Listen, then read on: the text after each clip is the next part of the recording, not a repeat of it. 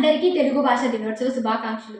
తెలుగు భాష దినోత్సవాన్ని ప్రతి సంవత్సరం ఆగస్టు 29వ తేదీన తెలుగు వాడుక భాష ఉద్యమ పితామహుడిగా పేరుగాంచిన గిడుగు వెంకట రామమూర్తి గారి జన్మదిన సందర్భంగా జరుపుకుంటాము. తెలుగు భాష క్రీస్తు పూర్వం 400 సంవత్సరాలుగా వాడుకలో ఉంది. భారతదేశంలో అత్యధికంగా మాతృభాష మాట్లాడే భాషల్లో తెలుగు భాష 4వ స్థానంలో ఉంది.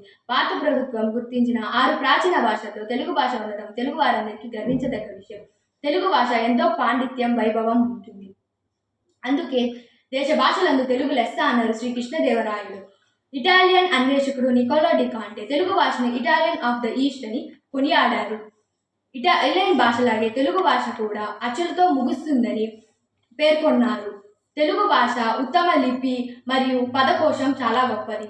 అందుకే ఇంటర్నేషనల్ ఆల్ఫాబెట్ అసోసియేషన్ 2012లో ప్రపంచంలోనే బెస్ట్ స్క్రిప్ట్ అంటే ఉత్తమ లిపి ఉన్న 2వ భాషగా తెలుగు భాషను గుర్తించింది. మొదటి స్థానంలో కొరియన్ భాష నిలిచింది.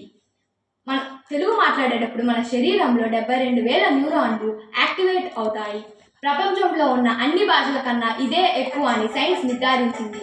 సామెతలు ఎక్కువ ఉన్న భాషగా తెలుగు గుర్తింపు పొందింది.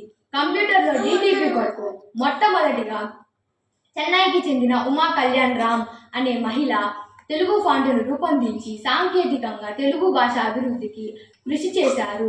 తెలుగు భాష దినోత్సవాన్ని ముఖ్యంగా తెలుగు భాష అభివృద్ధికి, తెలుగు భాష పరిరక్షణకు, తెలుగు భాష పట్ల ప్రజలకు ఉన్న ప్రేమను పునరుద్ధరించడానికి జరుపుకుంటాము.